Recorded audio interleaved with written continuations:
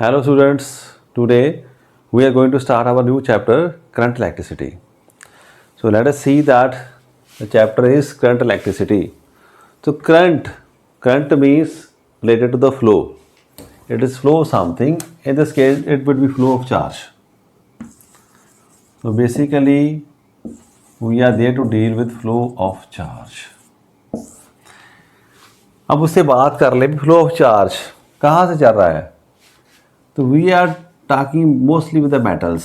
जब हम बात कर रहे हैं करंट की तो करंट किससे पास करता है, कंडक्टर से पास करता है. कंडक्टर्स क्या हैं जिनमें से करंट पास हो जाए. ज़्यादातर हो गया हमारे पास है मेटल्स. तो मेटल्स में क्या ऐसा है, current can easily pass to them. Current क्यों आसानी से उसमें पास हो जाता है. तो क्या हमने देखते हैं कि देयर आर फ्री इलेक्ट्रॉन्स.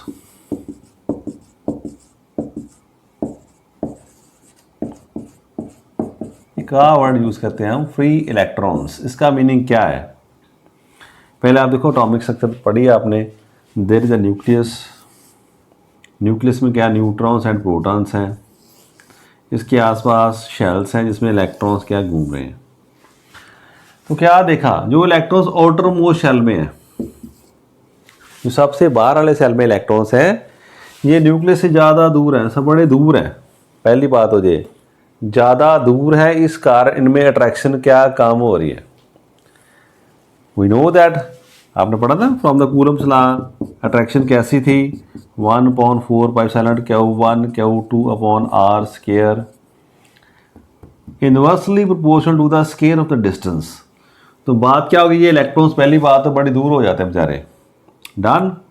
अब दूसरी बात क्या है, आउटरमोस्ट शेल वाले इलेक्ट्रॉन्स हैं और साथ में अंदर इलेक्ट्रॉन्स अपने लोगों के दुश्मन मान जाते हैं इनके. They are repelling it because electron भी repel each other. So that is called shielding effect, जो आप केमिस्ट्री में पढ़ोगे. फिलहाल हम क्या देख रहे हैं, एक तो दूर के कारण इंट्रैक्शन कम होगी न्यूक्लियस से, दूसरी रास्ते में इलेक्ट्रॉन्स हैं जिसको रिपेल कर रहे हैं. तो टोटल इफेक्ट क्या पड़ रहा है भाई, there electrons in the case of metals. Metals में क्या आता है, एक शेल जो लास्ट वाला शेल है, इसमें इलेक्ट्रॉन या 1 होते हैं या 2 होते हैं या 3 होते हैं ना, ऐसा हमारे पास आता है. तो शेल बड़ा हो गया हमारे पास, एटम बड़ा है, तो जो दूर इलेक्ट्रॉन्स हैं उनकी अट्रैक्शन कम हो जाती है. They are very loosely bound. इन्हें हम आसानी से थोड़ी सी एनर्जी दें तो they can leave this atom, उसे छोड़ सकते हैं. जैसे आप बात कहूँ फ्री की, बात क्या है, अगर आप किसी शोरूम में जाओ, वहाँ क्या देख रहे हैं, कोई चीज़ मान लो शर्ट है वो 500 की आ रही थी कम से कम, अचानक एक दिन गए आपने, क्या कहा वो तो 50 रुपीज़ की दे रहे हैं, तो आपने 10-20 खरीद ली. तो कोई पूछेगा भाई कितने की लेके आपको, मुझे तो फ्री में पड़ गई. When the amount is very very small, we approximate to say free. हम क्या देते हैं फ्री, जब हमें लगता है कि बहुत कम कीमत हमें देनी पड़ रही है. तो सेम इज़ हेयर. जो इलेक्ट्रॉन्स है in the case of metals, outermost electron जो सेल में है ना, they are very loosely bound with the nucleus, very loosely bound with the atom. So they are free to move here and there with the small amount of energy. Even at the room temperature many electrons are set free. So उनको पता नहीं कि when electrons are closely packed, से atoms are closely packed, ऐसे closely packed है, तो एक दूसरे के जो आउटर सेल्स हैं क्लोज कर रहे हैं, तो मेरा तेरा क्या इसमें है ना, तो ये बेचारे ऐसे घूमते रहते हैं ना, very loosely bound, they can go here and there. तो ऐसे कुछ स्ट्रक्चर है मेटल्स के केस में. इलेक्ट्रॉन्स जो है वो फ्री हैं मूव होने के लिए. पहली बात, अगर हमारे पास ऐसा ना होकर कोई आयनिक सोल्यूशन हो, कोई सोल्यूशन है जैसे सोडियम क्लोराइड है, इसको हमने वाटर में इसका ना मिक्स कर दिया, तो हमारे पास क्या आ जाएगा, एक आयनिक सोल्यूशन बन जाएगा. वाटर का डाइलेक्ट्रिक कांस्टेंट काफ़ी ज़्यादा है, 80 के पास होता.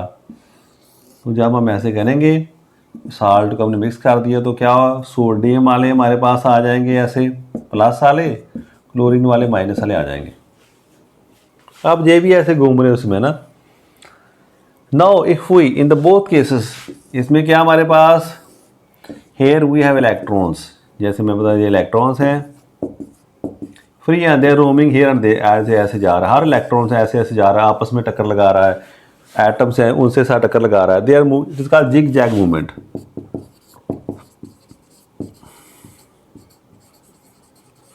ऐसी मूवमेंट हो रही इसकी, कोई स्पेसिफिक डायरेक्शन नहीं, इधर टक्कर लगी ऐसे चले गए, इस तरह चले गए, ऐसे चले गए, बस ऐसे घूम रहे हैं। अगर आप इसको किसी पोटेंशियल डिफरेंस से अटैच कर दो, मतलब बैटरी लगा दी मैंने, अब क्या होगा, this positive side will attract this electrons, negative will repel this electrons. तो आपको इसकी ज़्यादा डिटेल हम नहीं बताते, वैसे जो ड्रिफ्ट वेलोसिटी एक वर्ड आता है वो आपका पार्ट अभी नहीं है ना सिलेबस का, फिर भी आप देख लो क्या होने वाला है। तो सीधे नहीं इलेक्ट्रॉन भागने शुरू कर देते ऐसे भी, यहाँ भाग के ऐसे आगे, यहाँ पर आप वो टक्कर लगा रहे हैं और साथ साथ धीरे धीरे वो आगे बढ़ते जा रहे हैं, दैट इज का ड्रिफ्ट वेलोसिटी। तो अपने आगे ऐसे पुश करेंगे, वो दूसरे को पुश करेगा। You will see as soon as you on this battery you will find that there is a regular flow of charges. तो ये इलेक्ट्रॉन्स हैं फ्लो हो रहे हैं, इस तरफ से जा रहे हैं, और फिर ये इसको पुश करके और नीचे पुश कर रहा है, अपने से और इलेक्ट्रॉन्स भेज रहा है इस तरफ, जाओ अभी जाओ चक्कर पूरा करो। तो there would be flow of electrons in a particular direction that is called current. तब हम कहेंगे इसमें करंट है। अब इलेक्ट्रॉन पहले भी घूम रहे थे, now they are moving in a particular direction, अब किसी खास डायरेक्शन में जाना शुरू कर दिया। सिमिलरली अब इसमें क्या, आपने एक जहाँ पर इलेक्ट्रोड डाल दो, एक ऐसे वायर कोई मेटल शीट है लगा दी, दोनों को एक बैटरी के अटैच कर दिया, तो क्या देखोगे आप, ये पॉजिटिव आयन से इस तरफ जाएंगे, जो नेगेटिव आयन से इस तरफ जाएंगे, तो क्या होगा उसके कारण, there will be net flow of charge. ऐसे कोई और भी आयनिक सोल्यूशन हो सकता है। तो क्या देखा, जब जब चार्ज फ्लो करेगा तब हम कहेंगे there is current in that material in that circuit. तो ये तो उसका बैकग्राउंड थी। हमारे काम की बात क्या भी, व्हाट इज करंट जो आपने करना है। तो करंट क्या देखा हमने,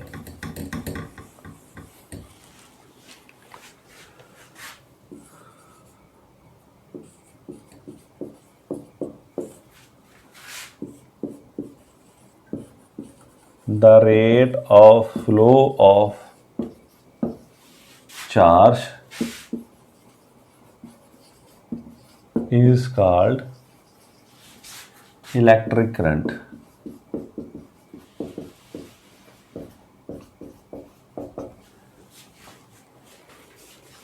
अब बात ये भी आ गई, चार्ज आ रहा है, कितनी फास्ट जा रहा है, कितनी स्लो जा रहा है।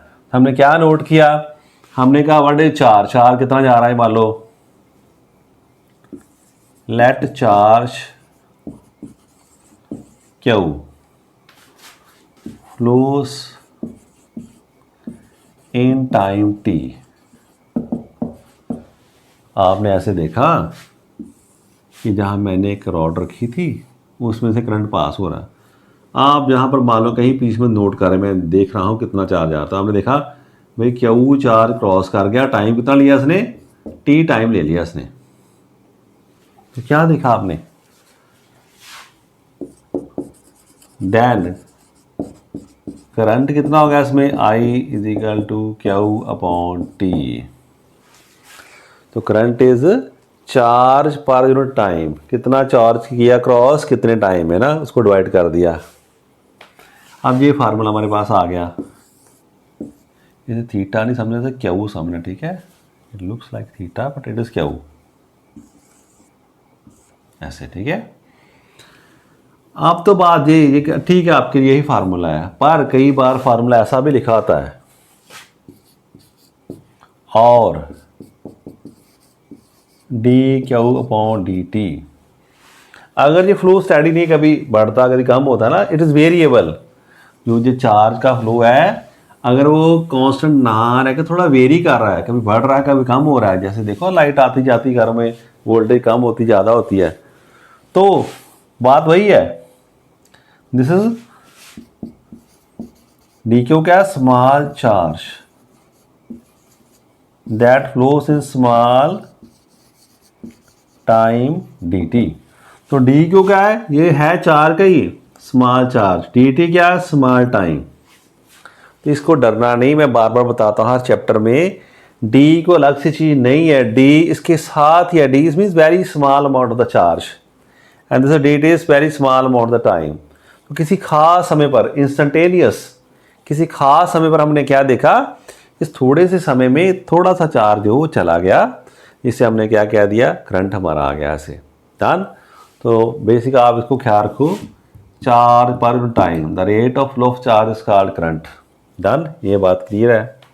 इसका ऐसा यूनिट क्या है, ऐसा unit of current is ampere, A small. Ampere scientist है, उनको ऑनर करने के लिए जो सिंबल का नाम है उसके नाम पर रख दिया। इसका सिंबल क्या है, सिंबल इज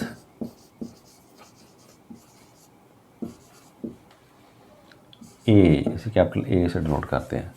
तो ये हमारे पास आ गया चार्ज और करंट। तो करंट क्या, rate of flow of charge. ये चार्ज फ्लो कर रहा है, किस स्पीड से कर रहा है, उसको कौन सी क्वांटिटी से मेजर कर, that is called charge. Done, oh sorry current. तो करंट हमने कर लिया। अभी इसका यूनिट क्या है, एम्पियर। अब ये आपको कह दे कोई डिफाइन 1 एम्पियर, 1 एम्पियर कितना करंट होता है।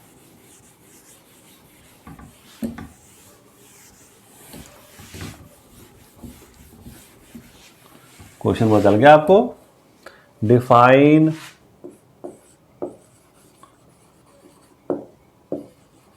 1 एम्पियर करंट, तो कैसे डिफाइन करोगे, मतलब क्वेश्चन ऐसे आ गया आपको, तो आप कहोगे वी नो करंट इज, क्या होता है करंट, क्यू अपॉन टी। हमें आंसर 1 लेकर आना है।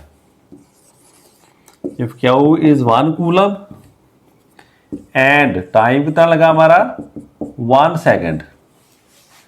ये बात बड़ी ऐसी, मैं बार बार बताता हूँ, एस कैपिटल नहीं, एस स्मॉल एस है, लिखना मुझे ऐसा चाहिए, मैं ऐसा लिख देता हूँ, small S symbol of second.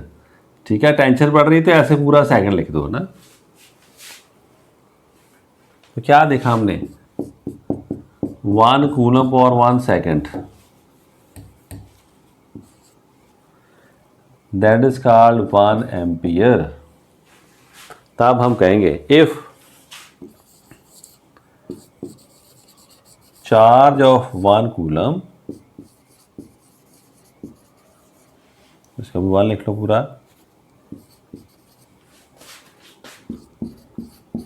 Crosses A point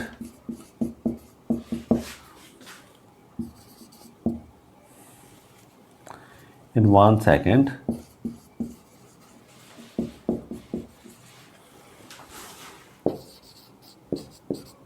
the current is said to be 1 ampere.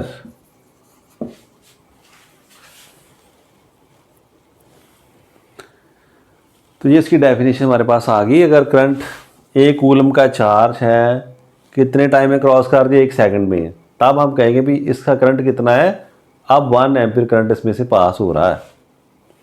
अब ये कहते हैं नहीं, हमें ऐसे नहीं, हमें इलेक्ट्रॉन्स की फॉर्म में बताओ।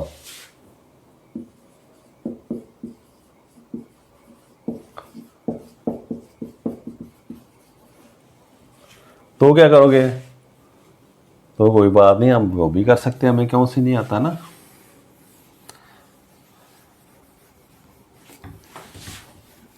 तब हम इसे रास्ता चेंज कर देंगे अपना। 1 सेकंड है, 1 कूलम है।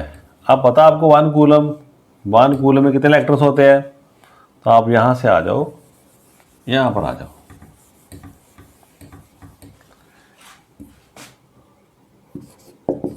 आप तो क्या पढ़ा, क्या हो गया था, Ne। अब if Q is 1 coulomb, Ne कितना आ गया हमारे पास, 1 कूलम, N कितना आ गया, 1 अपॉन दिस E, कितना चार्ज इस पर, 1.6 माइनस 19 आया याद, कितना आया था, 6.25 10⁻18। इतने इलेक्ट्रॉन्स होते हैं। तो क्या देखा आपने,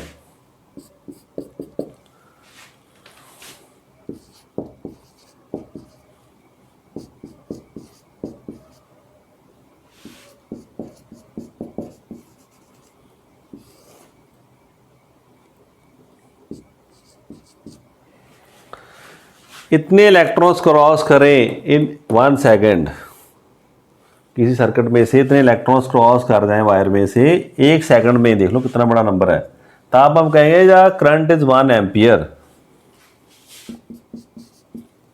क्या लिखोगे? If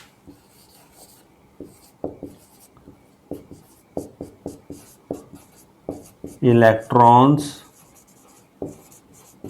crosses A point in 1 second,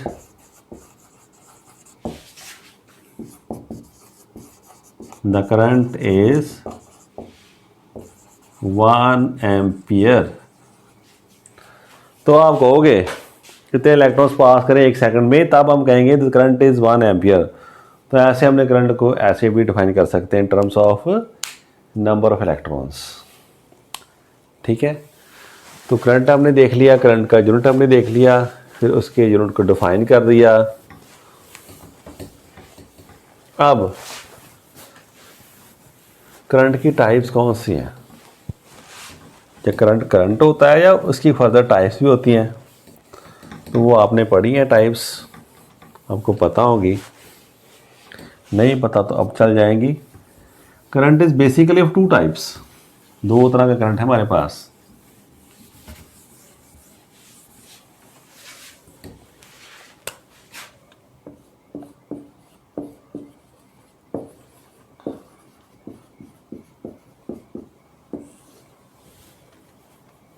एक है हमारे पास डीसी, इसे हम कहते हैं डायरेक्ट करंट, और इसका क्या नाम रख सकते हैं हम, और कहते हैं स्टेडी करंट, ऐसे लिख सकते हैं। और कांस्टेंट करंट, कोई भी ऐसे नाम दे दो। तो डीसी का नाम आप कॉमनली सुनते हैं डीसी करंट। जैसे जो हमारे पास सेल होता है, पेंसिल सेल देखा आपने, और मैं यूज़ करते जाता अपन बैटरी वगैरह में, जो बीपी वगैरह मशीन उसमें यूज़ करते हैं ना सभी में, तो ऐसे डायरेक्ट करंट यूज़ कर रहे हैं, वॉचेस वगैरह में यूज़ कर रहे हैं। तो वो सेल्स हैं वो कौन सा करंट प्रोवाइड कर, दैट इज डायरेक्ट करंट। ये कैसा करंट होगा? DC current. when the direction and magnitude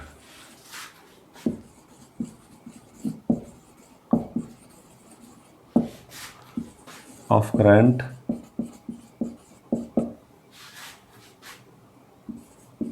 remains constant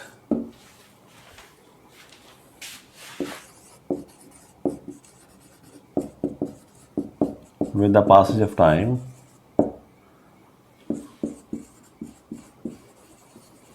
with the passage or variation of time है ना, with the pass, the current is called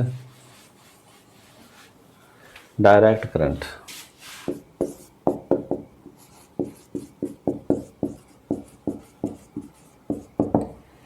तब हम इसे डायरेक्ट करंट कह देते हैं, ऐसे डीसी। ग्राफ ड्रा करके समझ आएगी आपको ज़्यादा। ऐसा ग्राफ हमारे पास बन गया, ग्राफ बनाना था आपको, वेरिएशन शो करनी होती है। इस तरह मैं क्या ले रहा हूँ? टाइम ले रहा हूँ, टी टाइम ले रहा हूँ। इस तरह मैं क्या ले रहा हूँ? हमारे पास करंट,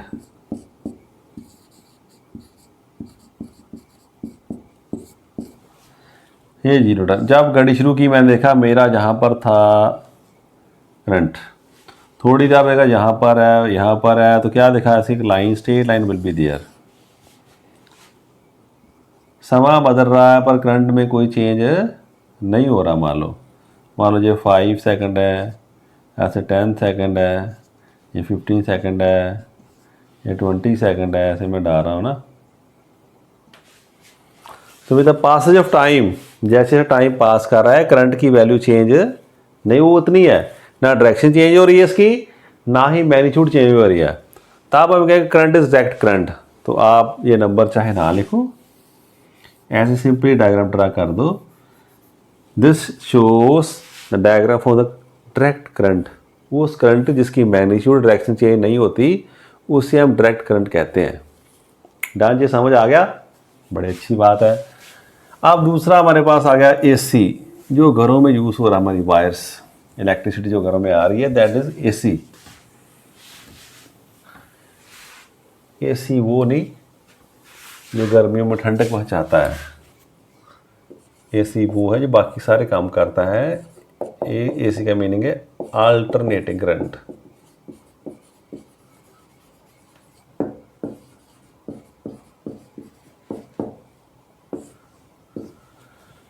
ठीक है, मैंने कहा जो करंट ऐसा रहे वो डीसी है। मान लो करंट ऐसा हो जाता तो फिर अब क्या बन जाएगा? आप इनमें से क्या कहेंगे? बहुत से बच्चे बोल रहे होंगे आप हम इसे क्या कहेंगे?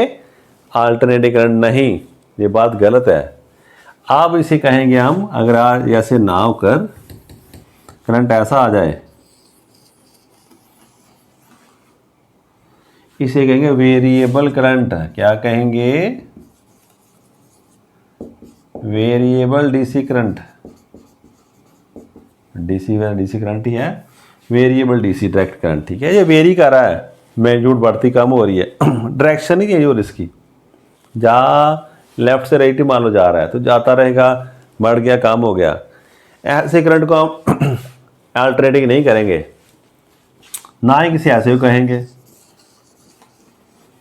इसे भी नहीं कहेंगे हम। तो किसे कहेंगे फिर अल्टरनेटिंग करंट? वो हम देखते हैं।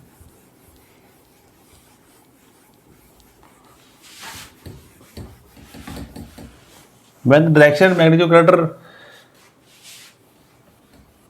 change periodically with time,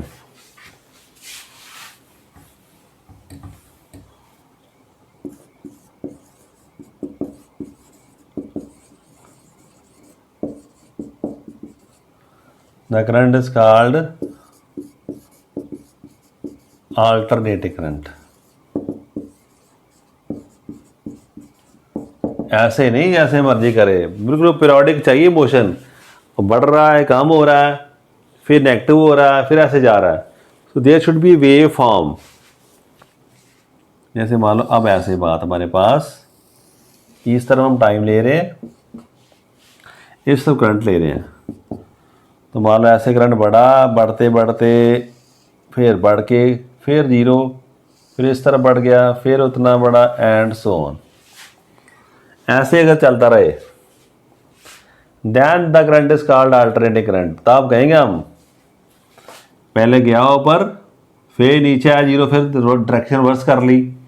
ये डायरेक्शन हमारी पॉजिटिव है, ये डायरेक्शन हमारी कौन सी है? नेगेटिव है।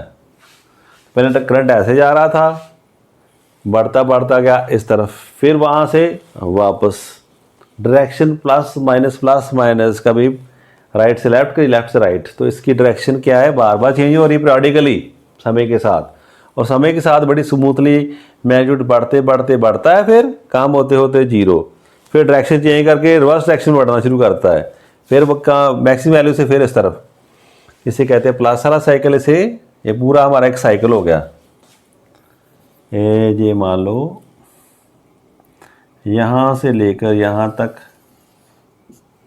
ऐसे कह दो वन साइकिल हो गया हमारा पूरा। फिर वही चीज़ आ गई यहाँ से ना, फिर ऐसे होगा फिर ऐसे होगा, ये वन साइकिल है। इसे हम कहते हैं, समझ के लिए, पॉजिटिव हाफ। इसे हम कहते हैं नेगेटिव हाफ, इसे कह देते हैं हम पूरा। ऐसे अगर करंट वेरी करे तो हम कहेंगे this current is alternating current. तब अल्टरनेटिंग करंट हमारे पास है, ये आ गया। ठीक है, ये भी बात आ गई। तो आपने समझ लिया करंट क्या है, उसका यूनिट कौन सा है, उसकी टाइप्स कौन सी है। इस चैप्टर में हम डील करेंगे with the DC, direct current के साथ। तो नेक्स्ट चैप्टर होगा उसमें we will deal with the alternating current.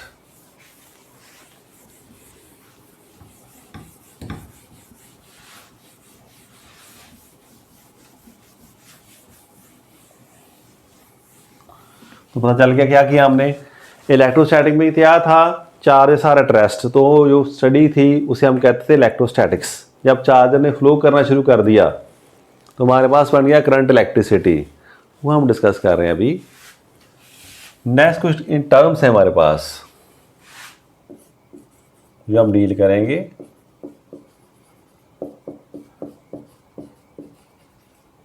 कौन सी है आपको पता, पहले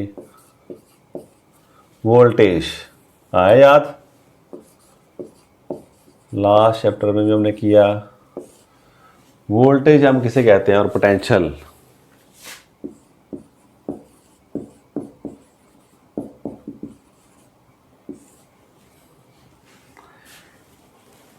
it determines the flow of charge, ये बताएगा भी चार्ज कहाँ से कहाँ जाना चाहिए। पढ़ा ना आपने, मान लो मैं किसी पॉइंट की बात कर रहा हूं, इस पॉइंट पर आप चार्ज को लेकर आए हो कहीं से, the work done in bringing the unit positive charge from infinity to that point is called voltage और पोटेंशियल एट दैट पॉइंट। आया याद?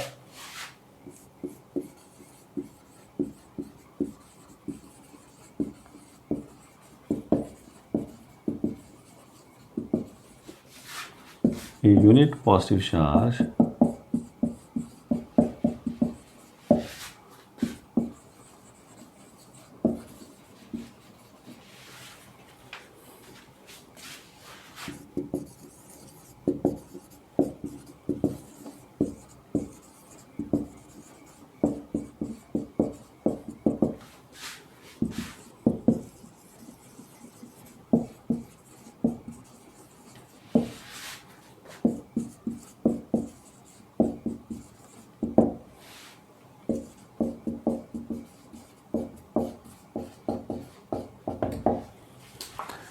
ठीक है, ये तो डेफिनेशन होगी। ये क्या करता है, इट डिटरमिन्स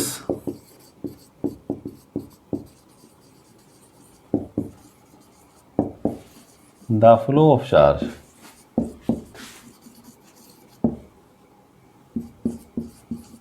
पॉजिटिव चार्ज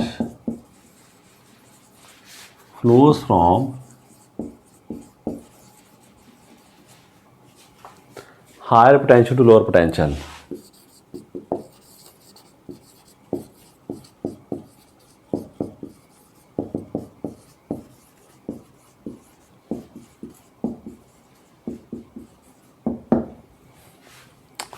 ठीक है जी, पोटेंशियल इसका यूनिट क्या आता है, ऐसा यूनिट इज वोल्ट, इसका सिंबल क्या है, कैपिटल वी हमारे पास। तो ये पोटेंशियल नॉर्मली बात करते हैं कितना पोटेंशियल है, वोल्टेज यहाँ पर कितनी है, डिटरमिन्स कि पॉजिटिव जहाँ पर पोटेंशियल ज़्यादा होगा वहाँ से करंट जाएगा टुवर्ड्स द जहाँ पर पोटेंशियल क्या कम है हमारे पास। तो ये नोट कर लिया आपने। यहीं पे एक और बात बता दूं, ये डायरेक्शन ऑफ करंट क्या होती है, जो लास्ट अब हम भी डिस्कस कर रहे थे, करंट की डायरेक्शन को हम कौन सी डायरेक्शन मानते हैं।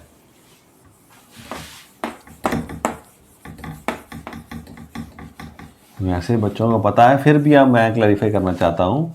क्या हो रहा है हमारे पास, ये हायर पोटेंशियल है, पॉजिटिव ये लोअर पोटेंशियल है, ऐसे नेगेटिव, इसे हम कहते हैं हायर पोटेंशियल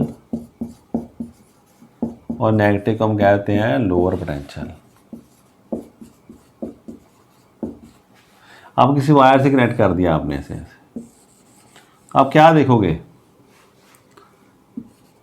इलेक्ट्रॉन्स क्या है, इलेक्ट्रॉन्स यहाँ इलेक्ट्रॉन इसके बाद इलेक्ट्रॉन ज़्यादा है। इलेक्ट्रॉन जो है they are moving from negative to positive side.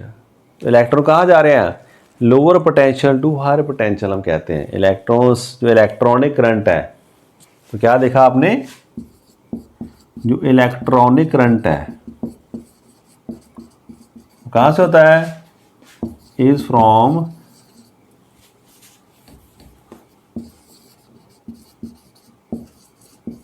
Lower to higher potential.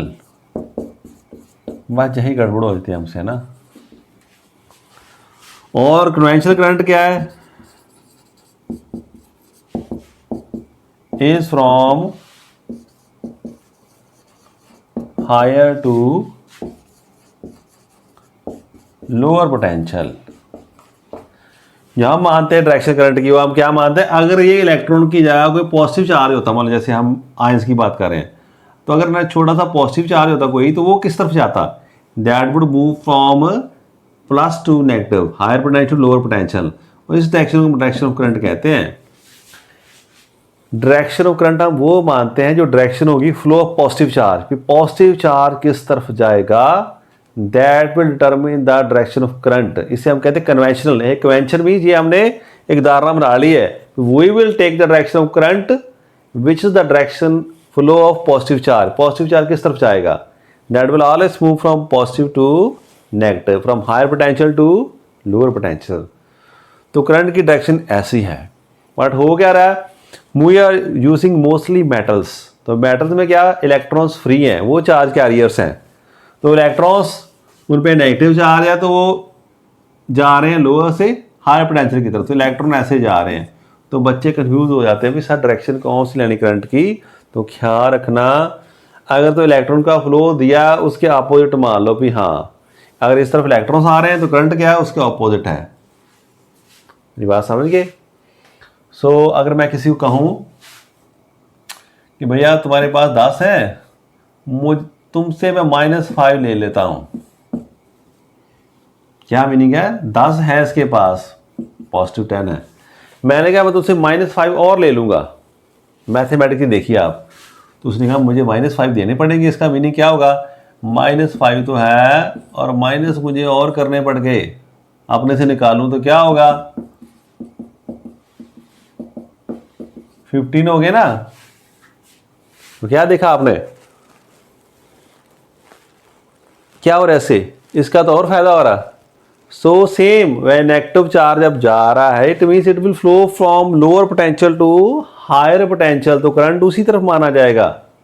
तो ये बात अपने मन में पक्की कर लो, इलेक्ट्रॉनिक करंट और कन्वेंशनल करंट की डायरेक्शन अपोजिट होती है।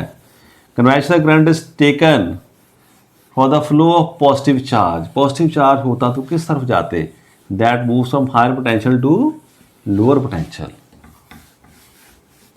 इसीलिए हम जब सर्किट ड्रा करते हैं, हम इलेक्ट्रॉनिक करंट की बात ही नहीं करते, we will draw the direction for the conventional current, जो असल में करंट की डायरेक्शन हम क्या मानते हैं उसी को हम लेंगे। ठीक है, तो पोटेंशियल आ गया, इसके साथ है टर्म बिल्कुल साथ आ रही है पोटेंशियल डिफरेंस, भी वही बात होगी, पढ़ा था ये क्या होता है।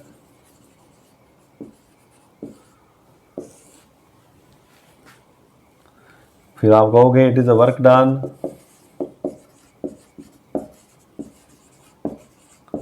in bringing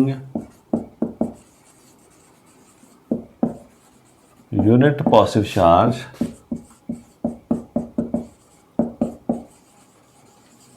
from one point to another।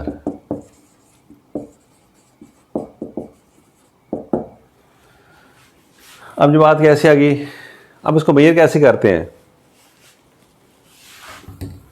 हाँ मेजर करना, उसको सर्किट लगा हमारे पास, सर्किट में क्या करंट जा रहा है, तो वी विल अप्लाई, क्या करेंगे, अप्लाई द वोल्ट मीटर। तो वोल्ट मीटर जो रीडिंग देगा हमें, that is called potential difference, वो हमारा पोटेंशियल डिफरेंस दे देगा। तो वोल्ट मीटर से हम पोटेंशियल डिफरेंस को फाइंड कर लेते हैं। ठीक है जी, इसके क्या यूनिट है, ऐसा यूनिट इज,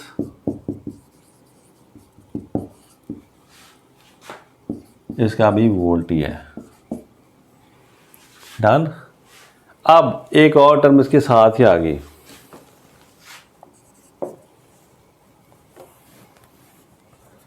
EMF, इसे हम कहते हैं इलेक्ट्रो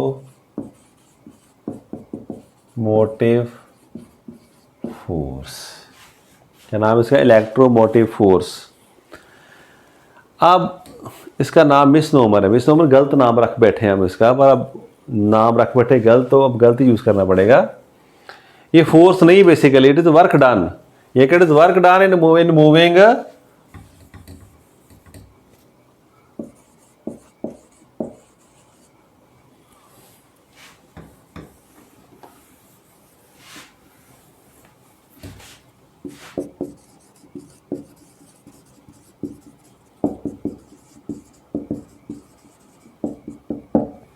कुछ सर्किट है हमारे पास, ऐसे सर्किट है, आप देखोगे कि ये रेजिस्टेंस होती है, कोई इंस्ट्रूमेंट हमने लगा दिया ऐसे, तो पॉजिटिव चार्ज यूनिट लिया, वो उसने चक्कर लगाया सारा वारा घूम के फिर वापस आ गया, कोई ना कोई काम तो करना पड़ा।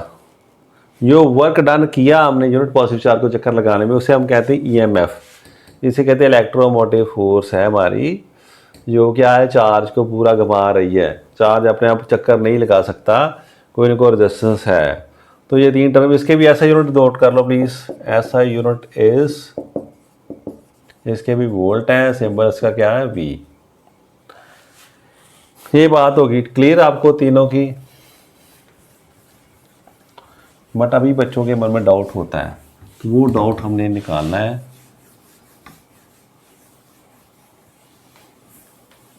ईएमएफ क्या चीज़ है, ऐसे ही एग्जांपल देते हैं हम।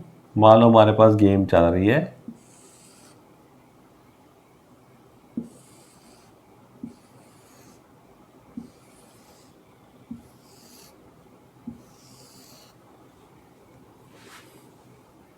जहाँ से बच्चे बाल डाल रहे हैं, जा रही बाल्स, यहाँ पर बाल नीचे गिरती है, टक्कर खाती घूम के इस तरफ आ रही है। अब क्या ये बाल अपने आप यहाँ पर जा सकती है दोबारा? अगर हमने चक्कर पूरा करना है, ऐसे बाल्स हैं लगी हैं, यहाँ फेंक रहे हैं, ऐसे कर सकती हैं। तो कोई पर्सन को हम ड्यूटी दे दी, तेरा काम क्या, बाल इधर से पकड़, उठा के बाल को यहाँ फिर एंटर करवा दे। तो क्या करना पड़ रहा है, चक्कर को पूरा करने के लिए, इस गेम को खेलने के लिए बार बार इसमें जाना हमने। ये पर्सन यहाँ से बाल उठाकर फिर यहाँ पर रख देता है, फिर पुश करता है, ये करता है, ये पुश करता है, ये बेचारा यही काम कर रहा है, थक जाता है बेचारा, उसको काम करना पड़ रहा है। ठीक है, दूसरी पर आप देखो, क्या हमारे पास टैंकी है आपकी पानी वाली लगी ऊपर फ्लोर पर, वाटर पाइप से पानी नीचे आ रहा है, तो वो आप एक टब में भरा जहाँ पर, वहाँ रख दिया। अब आपने पाइप लगा दी और यहाँ से आपको भाई ये पानी आ रहा है, चल पानी अपने आप ऊपर चला जाएगा अपने आप? नहीं, आ तो गया बेचारा, हायर से लोअर लेवल की तरफ आ गया, बात हायर से लोअर लेवल की तरफ आ गई। अब सर्कल पूरा करने के लिए यहाँ पर हमें क्या लगाना पड़ेगा, पंप लगाना पड़ेगा। तो पंप इसे पुश करेगा तो फिर पानी फिर वापस टैंक में जाएगा। तो work has to be done. ठीक है, ये वर्क अब कौन करता है, ये वर्क करता है सोर्स ऑफ ईएमएफ। कौन करता है, सोर्स ऑफ ईएमएफ, जिसे हम क्या कहते हैं, आम भाषा में सेल कह लो।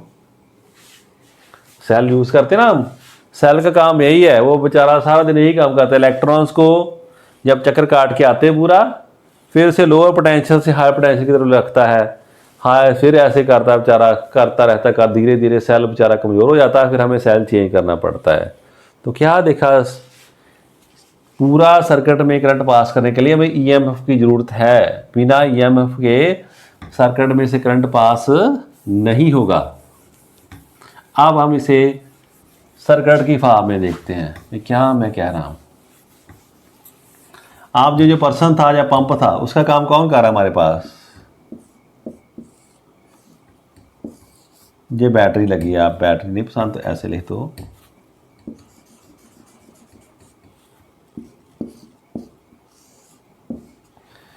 ये है ईएमएफ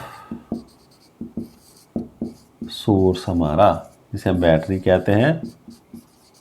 बैटरी काफ़ी ज़्यादा सेल को इकट्ठा कर दिया, उसकी रेमलेंस कर दी तो बैटरी बन गई। ऐसे करके फिर ऐसे लगा दो, ऐसे जितनी मर्जी लगा दो।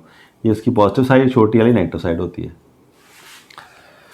तो ये रेजिस्टेंस है, अभी इसके बारे में हमने पढ़ना है नेक्स्ट। फिलहाल देखो, ये अपोजिशन है, अपोजिशन ये रोकती है, कहते मैं ऐसे नहीं जाने दूँ करंट को अपने से। तो क्या ये जाने नहीं दे रही, तो हमें पुश करना पड़ रहा है ना, we have to do some work. तो वर्क कौन कर रहा है, ये इसको करंट को, अगर इलेक्ट्रॉन्स की फॉर्म में देखो तो इसका काम क्या है, ये इस तरफ से जा रहा था, ये रोक रही है यहाँ पर, ये चक्कर लगा के फिर वापस आ गया, ये तो काम आसान हो गया। यहाँ पर मुश्किल आ गई, अब क्या है यहाँ पर गैप है हमारे पास एक, तो उस गैप को कौन कवर करता है, जे सोर्स ऑफ ईएमएफ। इसमें कोई केमिकल रिएक्शन चल रहा है जो एनर्जी प्रोवाइड कर रहा है इसको। दोबारा अगर पॉजिटिव चार्ज की बात करें तो पॉजिटिव चार्ज जा रहा है यहाँ से हायर पोटेंशियल से लोअर पोटेंशियल की तरफ जा रहा है। अब इसके अंदर क्या होगा, यहाँ से चार्ज यहाँ तक कैसे आएगा, लोअर पोटेंशियल से हायर पोटेंशियल तक। पॉजिटिव चार्ज की बात करें तो वो काम कर रहा, कोई ना कोई केमिकल रिएक्शन हो रहा है, यहाँ कोई और प्रोसेस चल रहा है जो एनर्जी प्रोवाइड कर रहा है, सो दैट अगेन वो सर्कल चलता रहे। So this is called EMF. ये ईएमएफ होती है हमारे लिए, ठीक है। अब इसको मेजर कैसे करते हैं वो दूसरी बात है। ईएमएफ अपने देखनी कैसे मेजर करते हैं। अब एक वैसे आता थोड़ा सा डिफरेंस, बच्चों को नहीं पता था कि पोटेंशियल डिफरेंस और ईएमएफ में क्या फ़र्क है।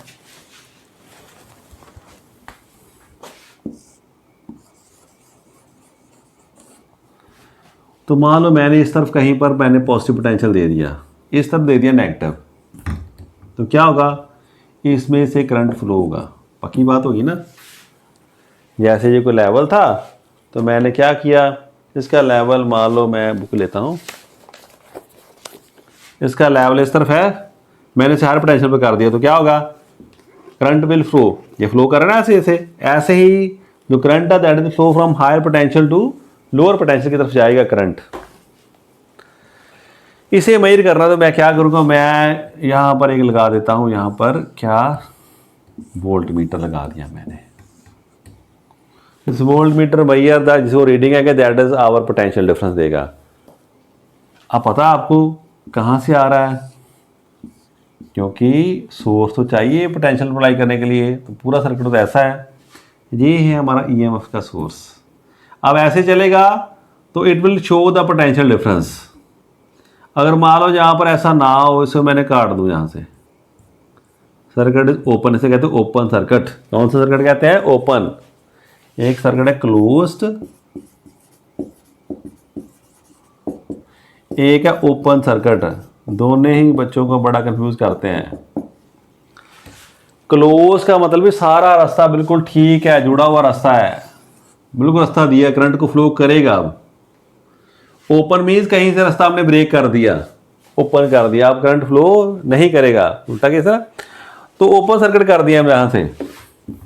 तब जो रीडिंग आएगी, अब देखो क्या हो रहा है हमारे पास, तब जो रीडिंग आएगी वो क्या हमारे पास आएगी, दैट विल गिव अस। मान लो आप ऐसे ना कह के यहाँ पर वोल्टेज लगा दे,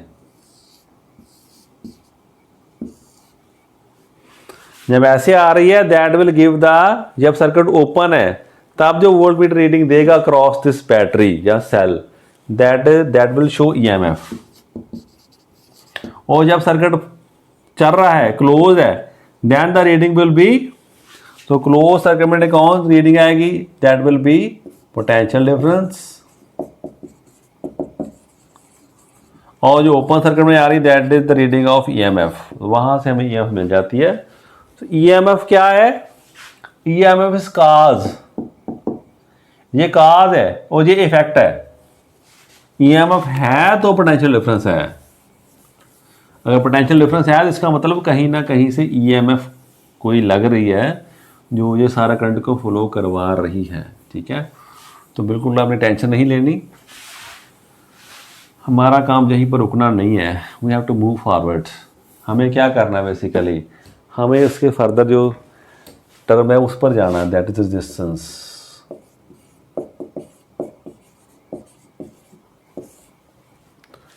इट इज द opposition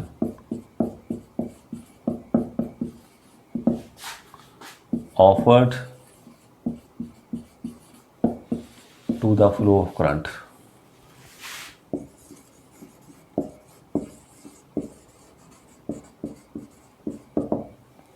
ये अपोजिशन है जो मिलती है किसको, करंट को।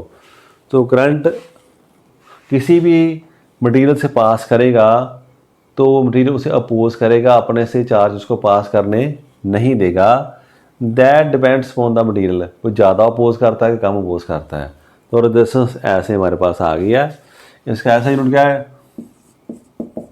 इट्स ऐसा unit is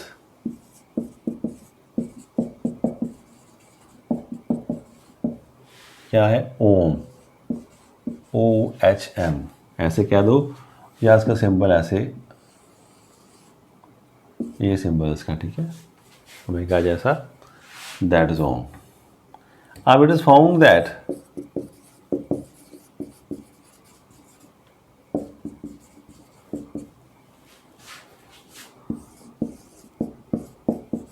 resistance of a wire, क्या हमने देखा, is directly proportional to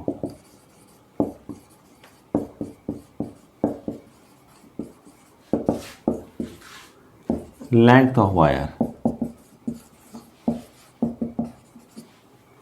resistance क्या हमारे पास, पहली बात ऐसे आ गई, length of wire, R is equal to L, directly proportional to L, जितनी लंबी वायर है उतनी ज़्यादा रेजिस्टेंस ज़्यादा है। अब आप मैं ऐसे कह दूं बच्चों को, बच्चों ऐसा है, आपका डिप्लोमा है 3 साल का, करने के बाद आप जॉब को अप्लाई करोगे, तो बच्चे आने चाहिए, कोई बात नहीं। अब मैंने कह दिया ये डिप्लोमा बेटा कोई बात नहीं, 6 साल का डिप्लोमा है, तो क्या आप अप्लाई करोगे, तो आप डर जाओगे। तो 6 साल का नाम से बड़ा लंबा, इतना लंबा डिप्लोमा, बहुत लोग विड्रा कर जाएंगे। सिमिलरली जब करंट को पता है मैंने कि मुझे तो बहुत लंबा डिस्टेंस ट्रैवल करना पड़ेगा, तो उतनी उसको रेजिस्टेंस ऑपोजिशन ज़्यादा सहनी पड़ेगी। तो more the length of the wire more the resistance.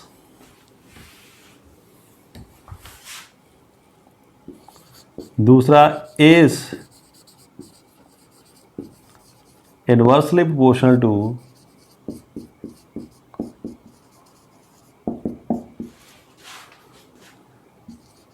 Area of cross section.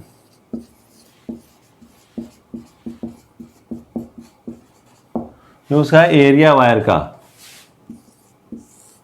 जैसे ये वायर हमारे पास, एरिया क्रॉस सेक्शन, रोड जा रही है, रोड बड़ी तंग रोड है, तो क्या होगा, स्पीड लोगों की कम होगी, ट्रैफिक ज़्यादा होगा, रोड बहुत खुली डुली रोड है, तो क्या होगा, जितनी बड़ी रोड है, खुली रोड है, the flow of the vehicles will be easy.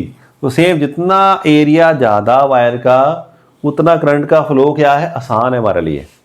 तो एरिया क्रॉस सेक्शन क्या होता है, जैसे आप खीरा काटते हो घर में ना, तो सलाद बनाने कैसे बनाते हैं, कई तो गोल गोल बनाते हैं, बिल्कुल जो कट पीछे से लगाते हैं, ऐसे कट लगा रहे हैं, तो ऐसे गोल गोल बांधते हैं, कई स्लांट पे लगाने शुरू कर देंगे ऐसे, तो ऐसा आएगा, ऐसे आने शुरू होते हैं ना, इलिप्टिकल से रस्ते, नहीं ये नहीं, बिल्कुल ये सारे काट दो, ये बिल्कुल 90 डिग्री पर कट करो, तो जो एरिया बनता है that is called area of cross section. ऐसे वायर है, कट करोगे बिल्कुल गोल सा आ जाएगा हमारे पास, 90 डिग्री पर कट करके देखो तो गोल सा आ गया, that is area of cross section.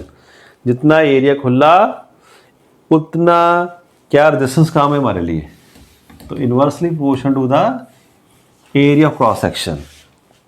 तो R जो है 1/A पर डिपेंड करती है, और किसी चीज़ पर डिपेंड करेगी, अब तो मटेरियल पे डिपेंड करेगी।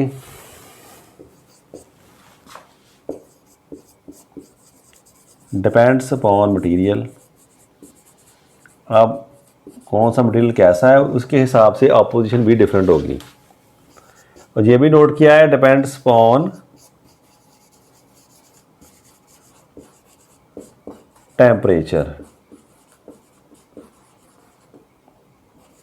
ज़्यादातर मेटल्स में टेम्परेचर इंक्रीज करने से रेजिस्टेंस बढ़ती है, सेमीकंडक्टर्स में कम होती है, तो vary from material to material, किसी में ज़्यादा फर्क पड़ता है, किसी में कम फर्क पड़ता है। पर ये फैक्टर्स नोट उन्होंने किए, ये 4 फैक्टर्स हैं हमारे पास, इन पर रेजिस्टेंस जो है किसी सब्सटेंस की, वायर की डिपेंड कर रही है। अब ये तो आ गया टेम्परेचर पर, ये उसकी नेचर पर आ गया, यहाँ कर दो, ज़्यादा करना स्पेसिफाई दो, अपॉन नेचर ऑफ मटीरियल, ऐसे लिख दो।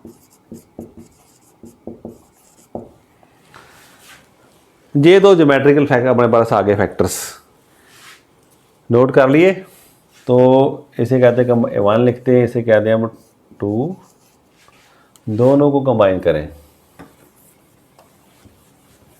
तो देखो क्या बनता हमारे पास, आज हम बस इंट्रोडक्शन कर रहे हैं, कोई टर्म्स हैं जिनके बारे में हमने देखना है।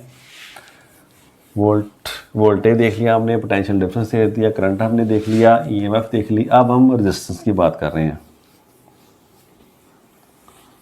तो रेजिस्टेंस के बारे में ज़्यादा पूछा जाता है। इसके बाद ओम्स लॉ आएगा, वो इम्पोर्टेंट है। फिर किरचॉफ्स लॉ आएंगे, फिर रीट्स और ब्रिज आएगा। तो सिलेबस इतना ज़्यादा है नहीं, है भी आसान चैप्टर। चलो आपने क्या देखा, कंबाइनिंग 1 और 2, इक्वेशंस 1 और 2 दोनों को कंबाइन कर दे, क्या आ गया हमारे पास, दिस वन। अब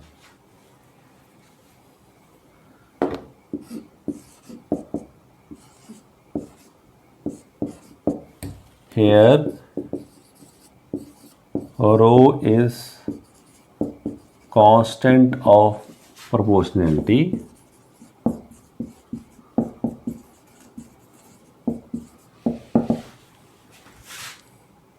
and is called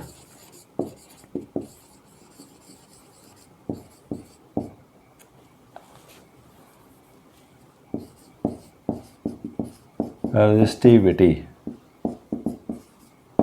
और specific resistance।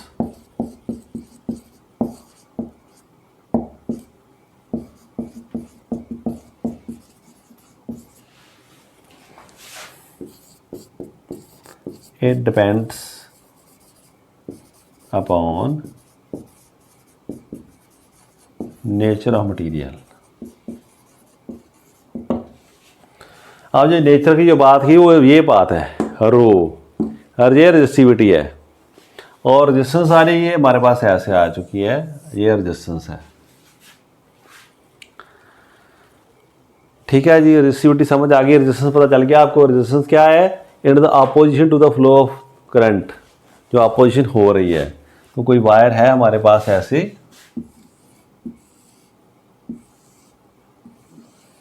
इसका ए जो इसका एरिया है, ये इसकी एल इसकी लेंथ है। तो इसकी ज्योमेट्री पे डिपेंड करता है, लेंथ कैसी एरिया कैसा है। और रो जो नेचर ऑफ मटीरियल है उसका रेजिस्टिविटी, हर मटीरियल की रेजिस्टिविटी अलग से होती है, वो आ गई। सो ये हमारे पास आ चुका रो। इसका यूनिट क्या था हमने देख लिया, इसका यूनिट क्या है, ओम्स कहते हैं। अब बात हम कर लें रेजिस्टिविटी की, वो क्या चीज़ है। तो यहीं से हमने क्या देखा,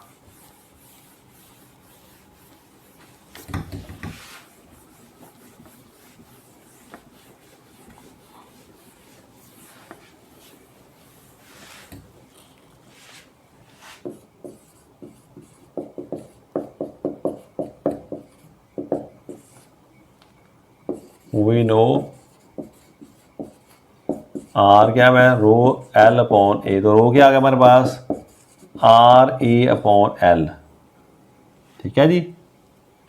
तो इसमें क्या यूनिट हमने देखा है इसका, तो यूनिट देखने हो, इसके हमारे पास ओम है, सिंबल लगा लो। इसका क्या है हमारे पास, मीटर स्क्वायर। इसका क्या है, मीटर। तो क्या देखा है, इसका यूनिट क्या है हमारे पास आगे, ओम मीटर। अब पूरा है तो ओम मीटर। सो रेजिस्टिविटी का यूनिट क्या हमारे पास आ गया, ohm metre. It depends only upon nature of material and does not depend upon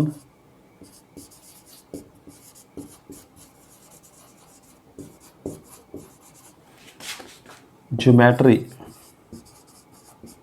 the dimensions of substance। इसे नहीं पता लेंथ कितनी है, एरिया कितना है, इट नेचर, ये उसकी नेचर है सब्सटेंस की, रेजिस्टिविटी कितनी है। तो रेजिस्टिविटी क्या है, प्रॉपर्टी ऑफ द मटेरियल, और रेजिस्टेंस क्या है, पूरी प्रॉपर्टी मटेरियल, साथ उस मटेरियल कैसे बना है, वायर की फॉर्म में है, शीट की फॉर्म में है, उसके एरिया कितना, उसकी वायर की लेंथ कितनी है, वो सारे को मिलाकर रेजिस्टेंस बनती है। रेजिस्टिविटी जो है that is the property of the material. तो उसके यूनिट हमारे पास क्या है, ओम मीटर आ जाते हैं यूनिट्स। अब और टर्म्स आ जाती है हमारे पास जो बिल्कुल इसके पास पास वाली हैं,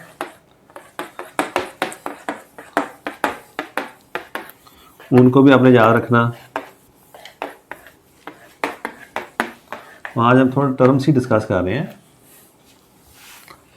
हाँ, नेक्स्ट कौन से आगे, conductivity,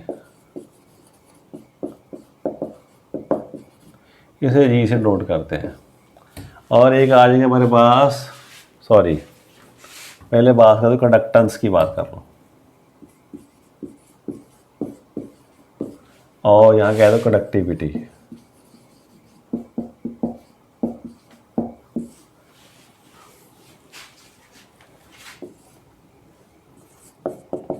it is reciprocal of resistance, और यहाँ पर क्या है,